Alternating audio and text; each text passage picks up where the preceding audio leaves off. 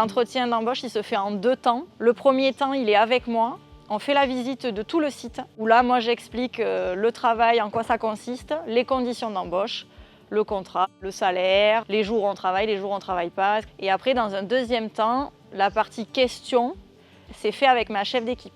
Je veux qu'elle les voie aussi en entretien parce que c'est elle qui les gère au quotidien. On valide les personnes qu'on prend ou qu'on ne prend pas à 2. Le recrutement, les critères, c'est que du savoir-être. Quelqu'un qui n'a jamais ramassé de fraises, c'est pas grave. De toute façon, on va le former, on va prendre le temps de le former. On fait monter en compétence les gens.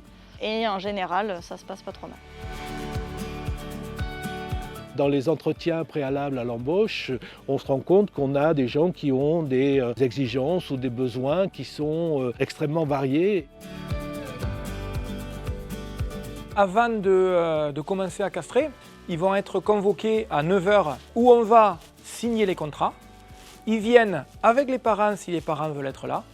Je leur fais tout un briefing de quels vont être à peu près les horaires, comment on va travailler, la sécurité au travail. Ils peuvent poser toutes les questions qu'ils veulent.